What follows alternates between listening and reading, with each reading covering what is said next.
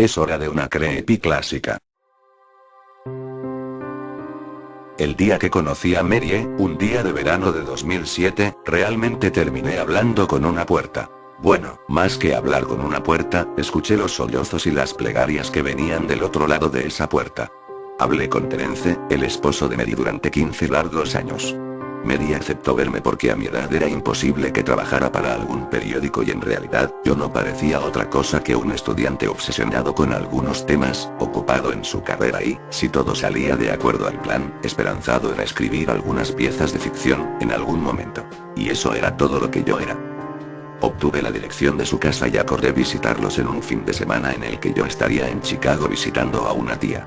Terence me recibió. Mary se había encerrado en su habitación. Acampamos junto a la puerta durante media hora. Terence intentó calmarla, convencerla de que saliera, pero fue inútil. Me entretuve tomando notas desde el banquillo en el que el marido me instaló. No quise dar la entrevista por perdida y traté de escuchar la discusión, captar algún dato. No logré entender mucho de lo que Mary dijo, estaba histérica y no paraba de repetir algunas cosas sobre sus pesadillas. Tras varios intentos, Terence tiró la toalla y se disculpó conmigo. Abandoné la casa un tanto desanimado, pero logré convencerme de que aquello no era para tanto. Después de todo, esto era un pasatiempo y nada más. Además, si Mary nunca lograba salir de su cuarto, tenía que haber alguien más. Mary era la administradora de un pequeño foro electrónico de anuncios, un BBS, con base en Chicago, en 1992, cuando tropezó con Smile.jpg y su vida cambió para siempre. Tenía apenas 5 meses de casada cuando pasó a formar parte de los 400 usuarios que, se estima, abrieron el hipervínculo.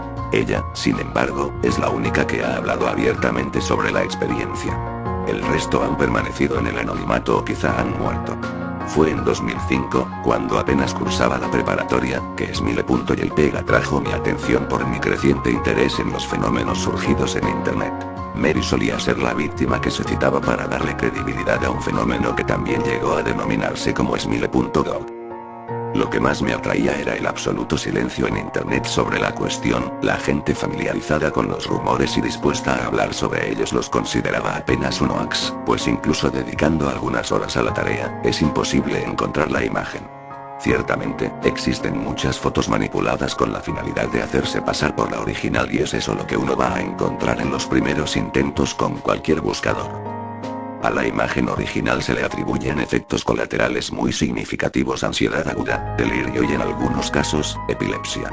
Creo que ese es el principal motivo de que el archivo sea apenas una sombra, un fantasma que suele mencionarse de vez en cuando. La censura del tópico se apoya en el escepticismo o en el miedo.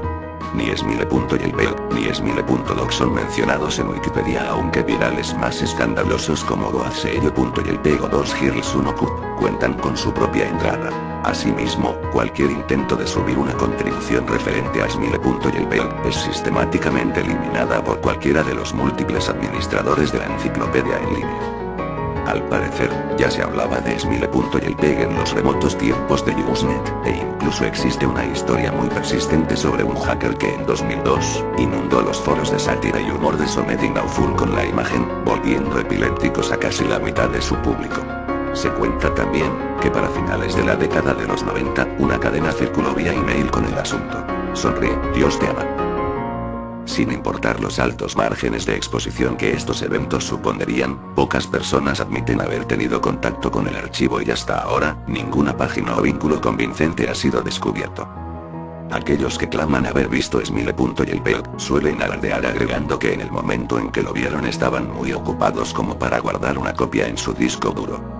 De cualquier modo, las descripciones de las presumibles víctimas suelen tener algunos puntos de coincidencia: un perro cuando se especifica su raza, un husky siberiano, iluminado por el flash de la cámara en una habitación en penumbras. El único detalle que se distingue en la imagen es una mano que surge desde la penumbra y usualmente, no parece hacer nada más que posar, hacia el margen izquierdo.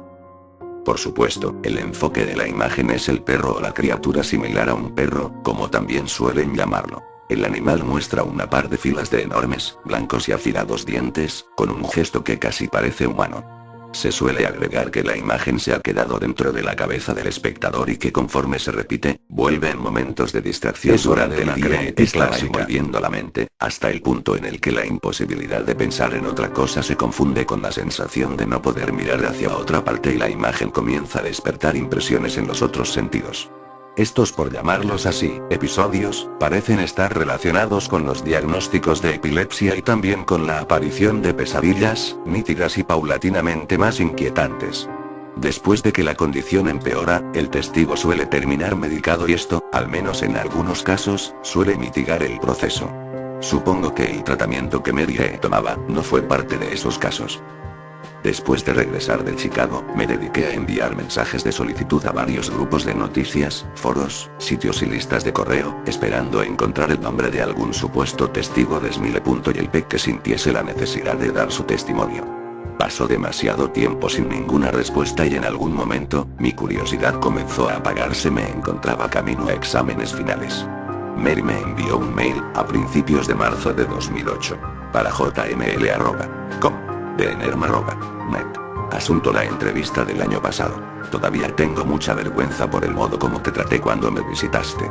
Espero comprendas que no tuviste nada que ver con esto, fue por mis problemas. Creo que hubiera podido ser más amable y espero que me perdones.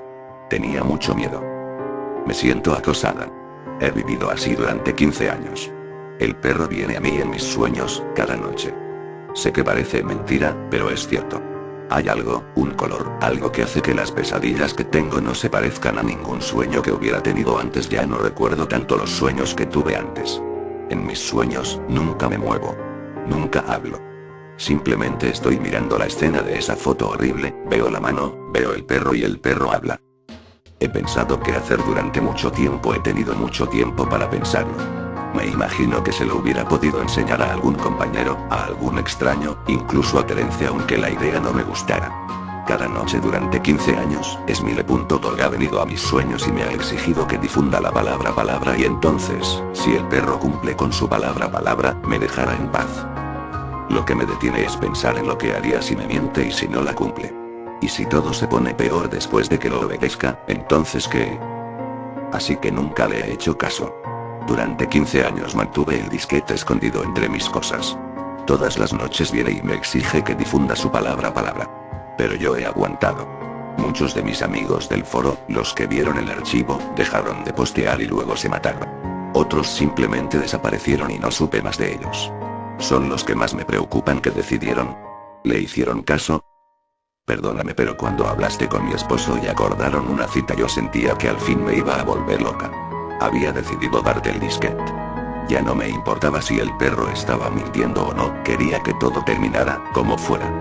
Tú eres un extraño, alguien de quien no tengo idea de su vida y con la que no me siento obligada a nada. Por eso pensé que sería más fácil dártelo para tu investigación y que no me importara que fuera a pasar contigo.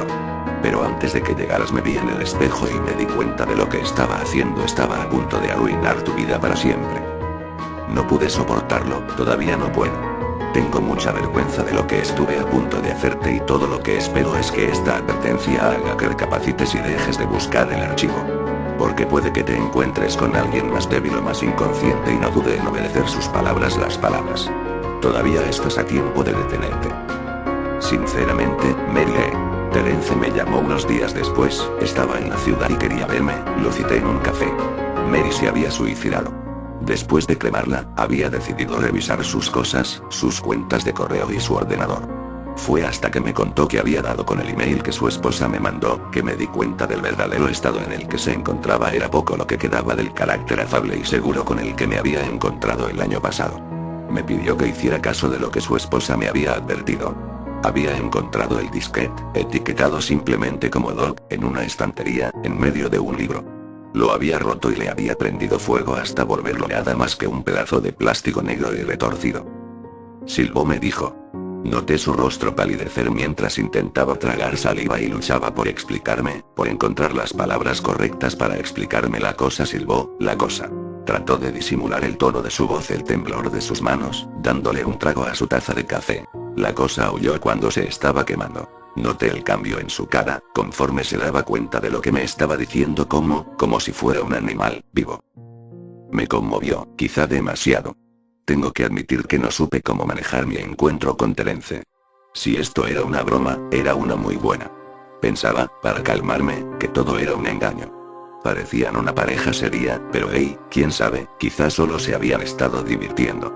Luego encontré el obituario de Mary e incluso, encontré una pequeña nota que cubría su muerte en la sección policíaca de un tabloide de Chicago.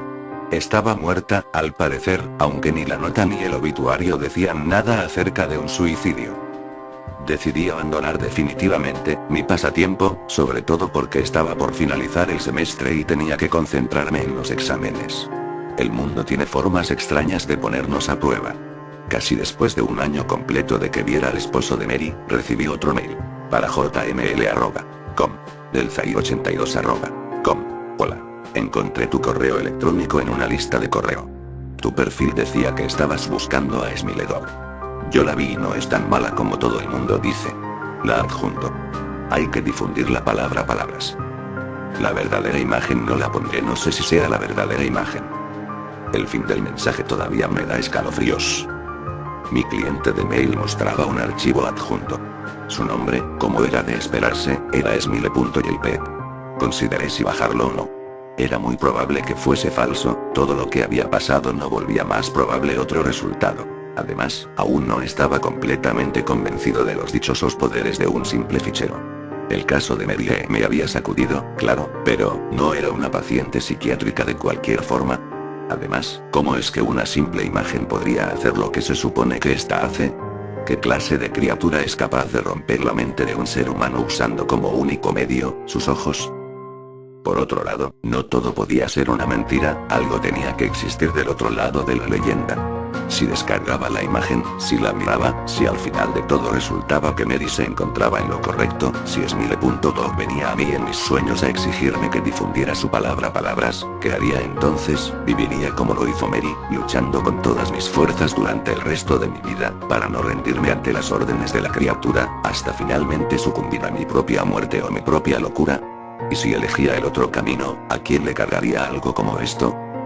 En mi intención original, que era escribir un artículo corto sobre Smile.jpg, había pensado que podía anexar la imagen como evidencia, pero en esos momentos no esperaba que cualquiera que leyera el artículo, cualquier interesado, terminara afectado. Asumiendo que el archivo adjunto en el mail fuera genuino, sería lo suficientemente malicioso como para salvarme a mí mismo de esta forma. Jeje, una buena creepy, pero a lo que a mí concierne. La mano está pidiendo ayuda, tal vez uno de estos días traiga la creepy del origen de Smile.